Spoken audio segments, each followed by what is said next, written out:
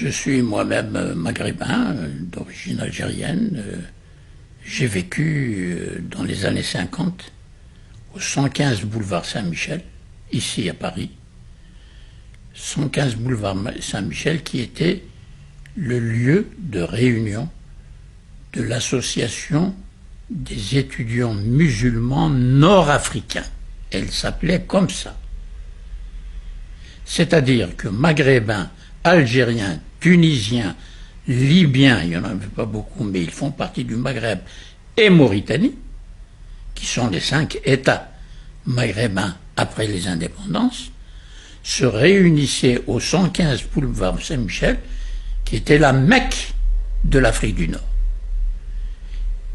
Et nous étions jeunes, je suis l'un d'eux.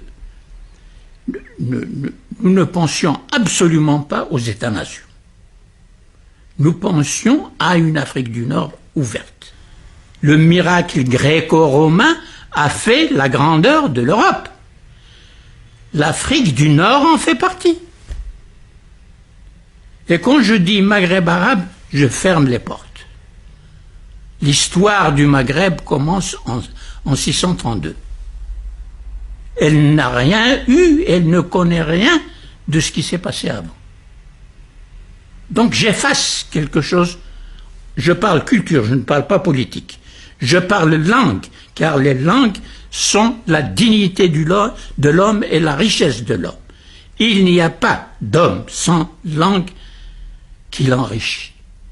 Je m'enrichis du latin, je m'enrichis du grec, je m'enrichis de l'arabe, je m'enrichis du berbère, qui est la langue vernaculaire de toute la population de ce vaste espace depuis Benrazi jusqu'au Maroc, comme je l'ai dit.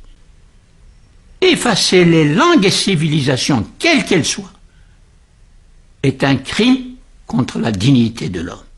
Un crime contre la dignité de l'homme. C'est la négation de la dignité de l'homme. Il faut savoir séparer le politique en tant qu'idéologique et le destin des cultures et des langues humaines. Voilà la position pour l'espace maghrébin. Et si l'espace maghrébin avait eu des dirigeants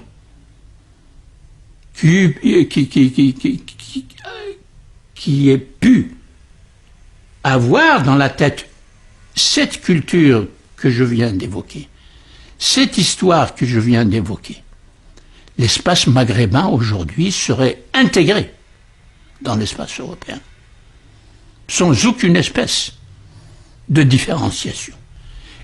Toute cette histoire ouverte sur l'ensemble de l'espace méditerranéen a été stérilisée, ignorée, chassée de la mémoire historique des Maghrébins. Saint-Augustin n'existe pas. Maître de l'Europe, maître du catholicisme, il était en l'Algérie actuelle, à Hippone. Donc je critique sévèrement l'option idéologique aveugle qui a appauvri intellectuellement, culturellement, scientifiquement, spirituellement, moralement l'ensemble de l'espace maghrébin, qui ne serait absolument pas ce qu'il est aujourd'hui devant des impasses historiques, politiques, économiques, éducatives, scientifiques, etc., comme je l'ai dit tout à l'heure au sujet de l'islam.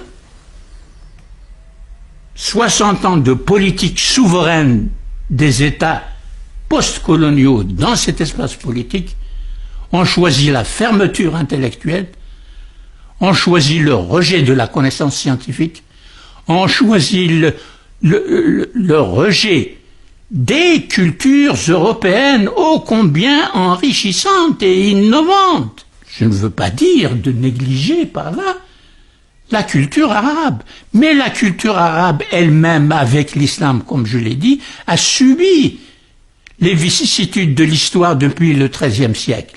La langue arabe a coupé totalement avec le dictionnaire philosophique qui s'est enrichi du 7e siècle jusqu'au 13e siècle avec de grands philosophes qui pensaient et faisaient de la philosophie en arabe, avec les juifs, les chrétiens et les musulmans ensemble, tous parlaient la langue arabe.